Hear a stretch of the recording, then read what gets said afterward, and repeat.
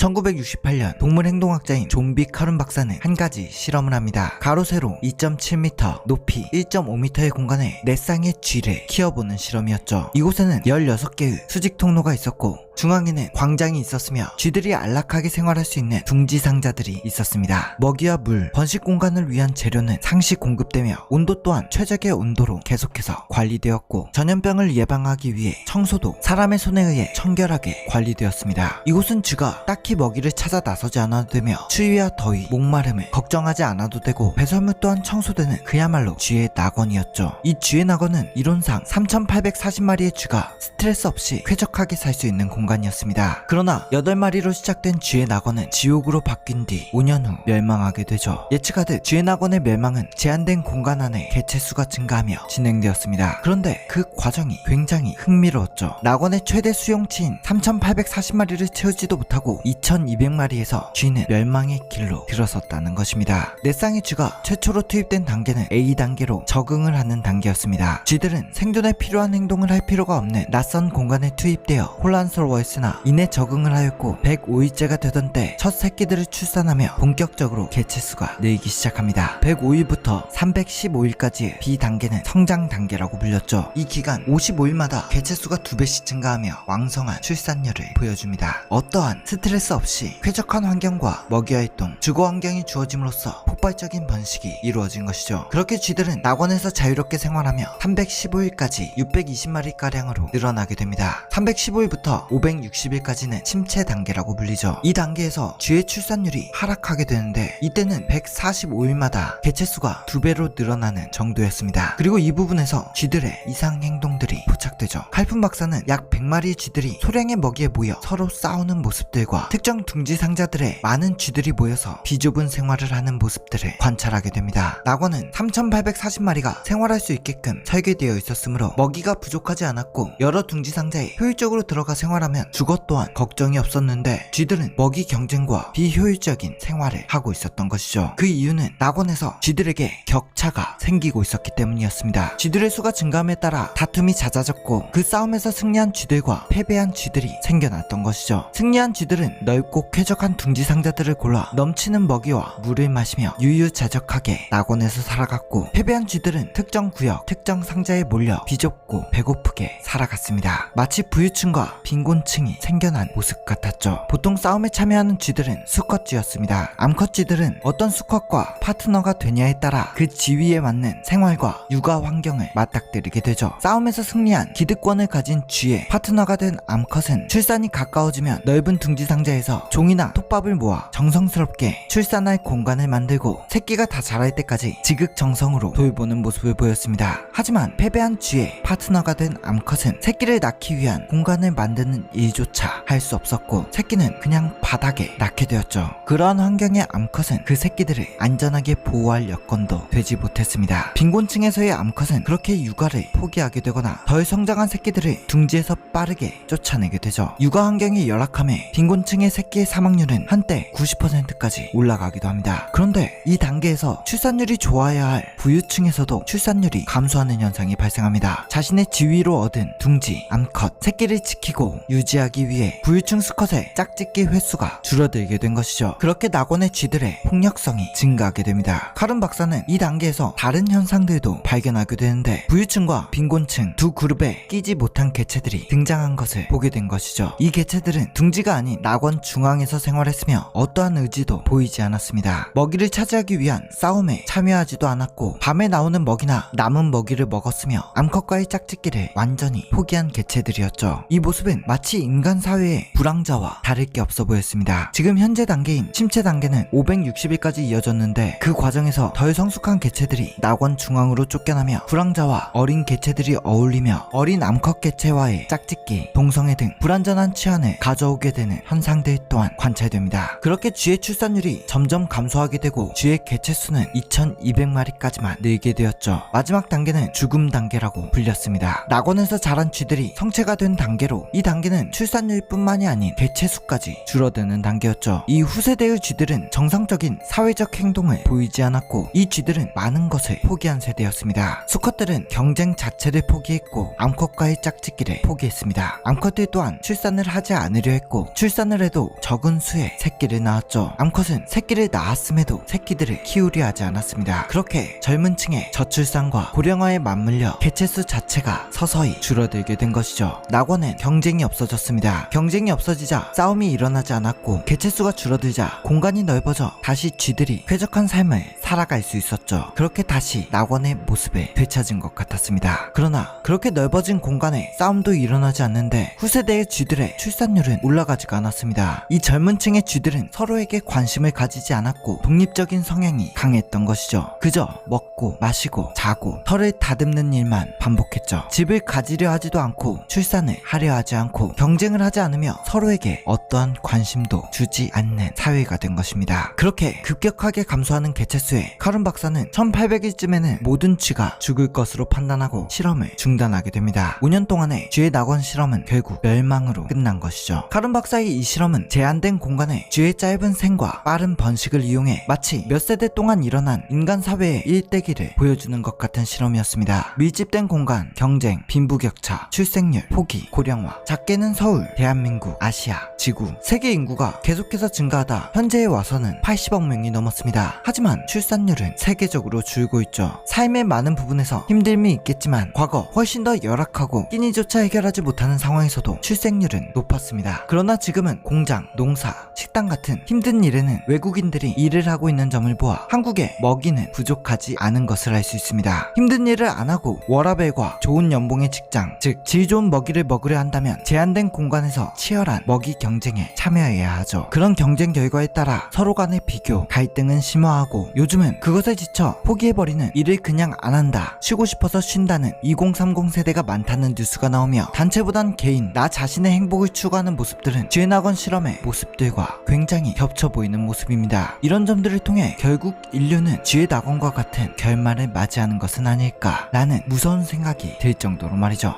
하지만 쥐의 낙원과 인류의 결말을 동일시하기에는 많은 오류가 있습니다. 쥐의 낙원은 내 쌍의 쥐로 시작해 많은 근친교배가 일어나 유전자 결함으로 인한 현상의 가능성을 배제할 수 없다는 것과 여러 개의 낙원을 설치 후 모두 동일한 결과가 나온 것이 아닌 한 개의 무리만 관찰했다는 것, 사회적 동물이라고 본능을 우선시하는 쥐의 사회와 생각으로 행동하는 인간 사회를 동일선상에 놓는 것 등등의 오류가 있습니다. 다만 그래도 쥐의 낙원 실험이 인간 사회에 주는 시사점이 많다는 것은 분명하죠. 인간 사회와 쥐의 낙원을 동일하게 바라볼 순 없지만 이 실험 과정을 통해 우리 사회에 주는 시사점만으로도 이 실험은 충분히 가치가 있다는 것입니다. 과연 인류의 미래는 어떤 방향으로 흘러가게 될까요?